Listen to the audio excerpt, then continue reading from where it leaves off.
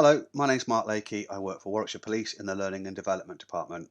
Welcome to this, which is the third in a series of video tutorials on the basic operation of OneFile, which Warwickshire Police use for a number of learning programmes. Lesson 1 was about the basic orientation towards OneFile, so it showed you how to log in from scratch, introduce you to your home screen, how to tidy it up, and access various functions and features that you might use on a frequent basis.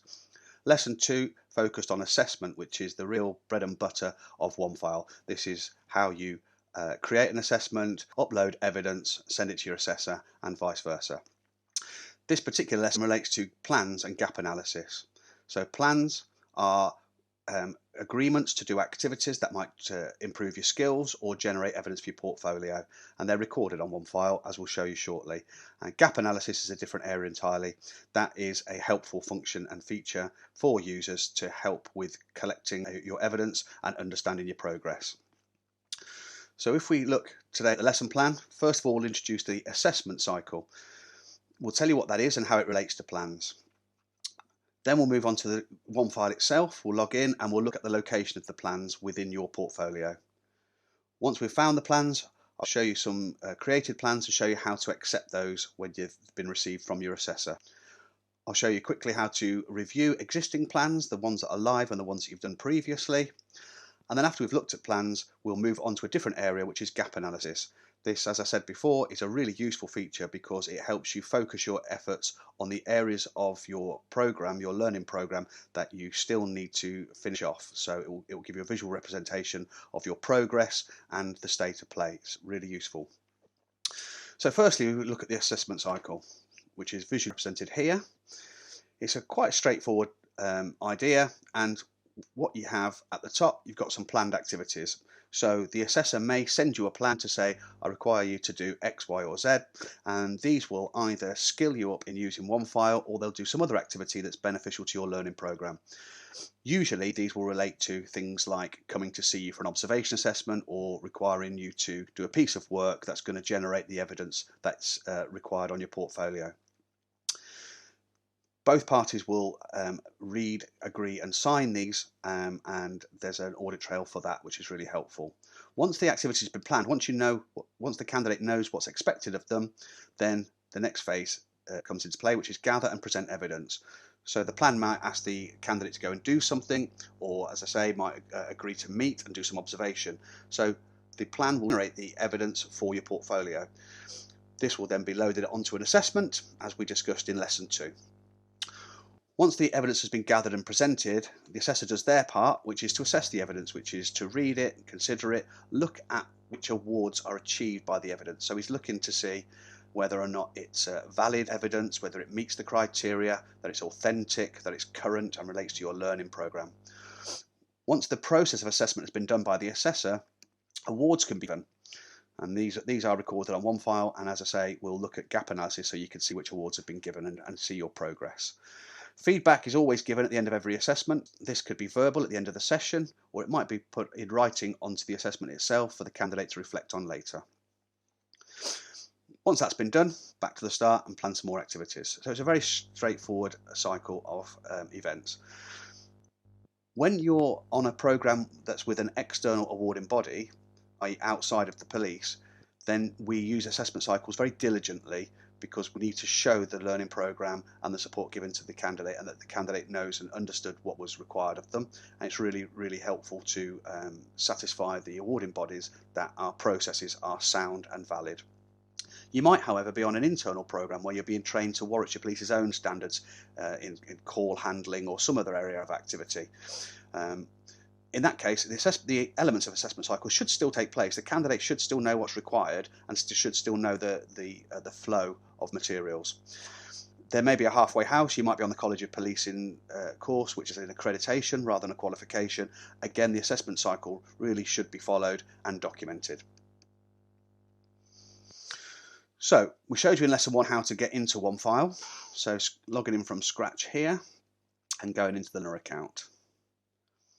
And now we're on the portfolio's home dashboard. Okay. If you've, I'll just turn my annotation key on. So If you've followed lesson 1, you'll know that your portfolio is on the home screen in that tab there, but there's also a shortcut to it here on the left in the left-hand bar. Either of these will allow you access to where your plans are. So they take you to the same place, so you just click on My Portfolio, wait to load. And on the home page of your portfolio, within OneFile, you will see that you have an area that's got the plans in. So this one tells us there are actually 2 pending plans. So that will show us that there are 2 plans that have been created by the assessor and it's waiting for somebody to action. We click into there and wait for that to load, and we can see that the 2 plans are as shown. If you were to click into tasks, you would see in here, you would see that there is a task to accept that plan. So if I open that in a new tab up here, you will see at the bottom here, please sign your recently prepared plan, and there'll be another one somewhere. A task has been set up. So your plans are there. But looking on the plans homepage, you'll see there are 2 here, and you'll see that they're currently locked. They're both locked by the learner. That means they've generated, and the next activity that's required is by the learner. So what we'll do is we'll open one of those plans now, and we'll see what it says.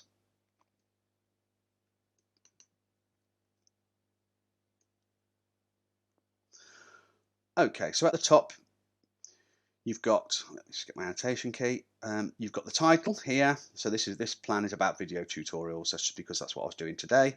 You'll see that it was either set up as a face-to-face visit or sent to you remotely, and the date that it was set here. A little further down, let's turn it off. A little further down, it's the tasks, and you'll see here that this is the activities that's required. So the learner instructions appear here, and it might be to do some reading, it might be to do some research, it might be to do some particular area of work, or to make sure that you record a piece of work when you do it in the workplace because it's likely to generate evidence. This one is just simply asking you to find the Warwickshire Police L&D YouTube tutorials, and giving you an address here which you could copy and paste. Okay. Or if you were to right click on that, it would give you the option of going to the web page in a new tab. Okay. Attachments down here. This is the assessor might send you something to assist with your activity. There might be some learning, some APP, or some other supporting materials. Feedback and comments, as we discussed in assessments, that's where you can have an informal discussion with your assessor. It's not evidential towards the portfolio as such. It's just where you can write to one another about the work that's ongoing. Okay. One of the quirks of OneFile is you'll see down the bottom that it says accept. However, plans, as with assessment, require a signature first. So you always need to scroll down to the bottom with these. It's an area highlighted in yellow, as is the case with OneFile when it tries to draw your attention to something. Here, there's a yellow bar, and what it's saying, it's asking you to sign in agreement by ticking that box, as highlighted by that arrow. Once that's signed, then you press the accept button. Very, very similar to what you do with assessments, where you want to send it on to the next person. It's the same process. Okay. So to accept this plan, I've read the instructions. I know what my assessor wants me to do. I've read it. I agree with that. I sign it, I tick in the box, and then I accept it. If you were to reject it, it might be helpful to tell the assessor why you're rejecting that particular task or that particular plan, and it might be for all kinds of reasons. You might have done that work separately or previously, or you might not understand what the plan actually means. But if you are going to reject it, which is quite unusual, please do put some feedback into the assessor so they understand why it's been rejected. So we've signed it, we accept it, plan's done. It takes you back to your pending tasks here in the taskbar, which we explored in session 1. So I'm going to go back to the portfolio and see now I've only got one pending plan. Click on that one, just as before, and this one here has got a little more on it. So here, the task overview, here is where the details of the requested activity will be recorded. For example, watch a YouTube video. Sometimes there'll be materials, as I said before, and here there's a direct link to the YouTube video channel. Once again, we sign it and accept it. Okay, so we now know going back to our portfolio in the sidebar shortcut, there are no pending plans, but the plans are still there on your portfolio page. You've got none for your attention, but they all still exist. So clicking on that, there are no plans pending, but you can look at all of your plans there, and you can see all the different plans that have been sent. And it will say, again, on the right hand side, plan locked by, and that will say who that's currently sitting with at the moment. Okay, and that's basically it for plans. That's where they are, that's how to accept one once you've read it and agreed it, and that's where to find them once you've completed them, all pending or completed. So now we'll look at gap analysis, which is, as I say, a really useful function. So going home from here, so we're starting off the dashboard. Remember, we can always go home from any screen. There'll always be a shortcut up here unless you're on home already. The home will always be in the sidebar anyway. So again, go to my portfolio, and then a little way down the page, you'll see progress, and we'll click on that tab. Okay, now a little tip here, don't get sidetracked by things like progress here and learning journey here. They do offer a lot of material, but they can be quite hard to interpret if you don't populate the right tabs and screens, so they can be very, very misleading. The best way for candidates to find out their progress is to look at gap analysis. It's a really good tool. So you click on gap analysis here, and you'll see on the screen that there is a chart that's a key that explains things. So a green C says that some evidence has already been done and it counts towards your progress. So that means that you've submitted it, the assessor has assessed it, and it's on there and it counts. It's already scoring for you. The amber P, that says progress pending. So that's usually where a piece of work is in progress. So either you're still writing it up, or you've sent it to the assessor and they haven't assessed it yet, but it exists. It does exist on your portfolio, it's just not yet counting towards your progress. And then the red N is no progress. That's an area where it's saying to you, you haven't got an award for this, and there isn't any work currently ongoing that, if awarded, would count towards it. So traffic light coloured, very, very straightforward. So here we tell it what we want to know. Oops. Forgive me while I do that. We can ask it to tell us what have we not completed yet, so what's still outstanding, or we can ask it to tell us what have we completed, or we can ask it to show us everything. I would suggest that certainly to start with, you ask it to show you everything, and then a little bit later on, you can ask it to show you what you've not done yet. So if we click on to not completed, if we ask it to show us everything by in that radio button there, and then click apply, it will bring up the status of all of your units here, as you can see. And as we saw in the video 1 about tidy up your screen, you can close the units down to tidy up your screen. This makes it easy if you're using a smaller screen, a tablet or a notebook, something like that. Okay, so these are my units. I've got 8 units and there's a number of different criteria. So if I just open one unit so we can see it, we can see here in supervised police investigations, I'm required to do it 3 times. That's shown by my progress on the right hand side. Now, the number of times you have to do it will be determined by your own program, so don't worry if you've got more or less than me here. But here in progress, there are 3 boxes I need to tick off. 3 N's in red tell me that I haven't got any work ongoing for that. Okay, this one here, I've got 1 green C, which tells me it's completed, and 2 red N's. So I know 1 of 3 times I've got to do this particular piece of activity. 1 of them I've already submitted and it's already been assessed by my assessor and has already been awarded to me. And you can see in this blue box here that the supporting evidence is in RA2. That's a reflective account.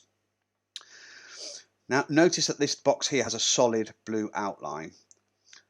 The one underneath here, RA2 here, has a dotted outline, and you'll notice that there are no green C's. So what that's telling me, it's a bit more complicated, that's telling me that RA2 was submitted but the award, no awards have been given from it in relation to this particular criteria. That's why they're still red. RA2 probably tried to claim here, but was declined by the assessor. Okay, it's quite straightforward. Red means you haven't done it yet, amber means it's ongoing, and green means you have done it. And then you can see by the style of box here whether that reflective account has been awarded against that particular criteria. You'll see that RA2 appears several times. That's because it's talking about each criteria. Was that criteria awarded in that particular RA? Okay, let's see if we can find an amber one just for completion's sake. So here we've got some where I've only got to achieve it twice, whereas before I had 3 dots. This time I've only got 2, and you can see here that I've got a green C, and a solid block will tell me that has been awarded. An amber P pending, and it's probably in relation to that one there. Okay, that means that there is a piece of work ongoing, but it hasn't been awarded yet. And that is how to use gap analysis. It's really, really straightforward. It will show you exactly what you've got to do and what's still outstanding. So if you show it what I've not completed, it will only show me the ones I've still got to do. So here, for example, evaluate briefing models for use in own organisation. I've still got to do it at least once. So this way I can look and see where all my reds are, and I can focus on getting work that's going to evidence those. So that's a whistle-stop tour of the assessment cycle, of plans and gap analysis, and I hope you found it really useful. Please get back to me if you've got any feedback on this or if you've got any requests for further tutorials. Thanks very much.